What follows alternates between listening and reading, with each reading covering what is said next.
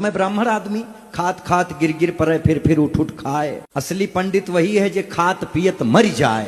इसको आप हास्य में मत लीजिए, केवल ब्राह्मणों में वो क्षमता है कि पूरी धरती का पाप खा के हजम कर सकते हैं और उसके बाद भगवान विष्णु की छाती पे एक लात मार सकते हैं जाके, अपनी हड्डी दे सकते हैं संसार के कल्याण के लिए क्षमता।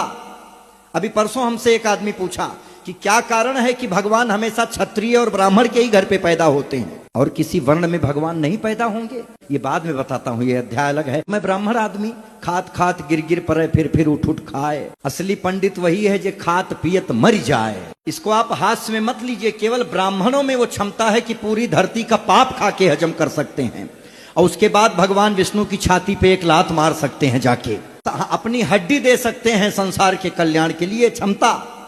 अभी परसों हमसे एक आदमी पूछा कि क्या कारण है कि भगवान हमेशा क्षत्रिय और ब्राह्मण के ही घर पे पैदा होते हैं और किसी वर्ण में भगवान नहीं पैदा होंगे।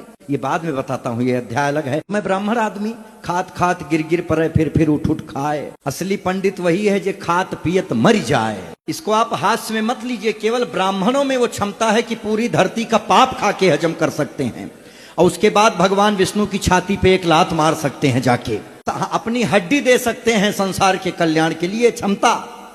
अभी परसों हमसे एक आदमी पूछा कि क्या कारण है कि भगवान हमेशा क्षत्रिय और ब्राह्मण के ही घर पे पैदा होते हैं और किसी वर्ण में भगवान नहीं पैदा होंगे। ये बाद में बताता हूँ, ये अध्याय अलग है। मैं ब्राह्मण आदमी खात खात गिर गिर परे फिर उठ उठ खाए। असली पंडित वही है जो खात पियत मर जाए। इसको आप हास्य में मत लीजिए, केवल ब्राह्मणों में वो क्षमता है कि पूरी धरती का पाप खा के हजम कर सकते हैं और उसके बाद भगवान विष्णु की छाती पे एक लात मार सकते हैं जाके, अपनी हड्डी दे सकते हैं संसार के कल्याण के लिए क्षमता।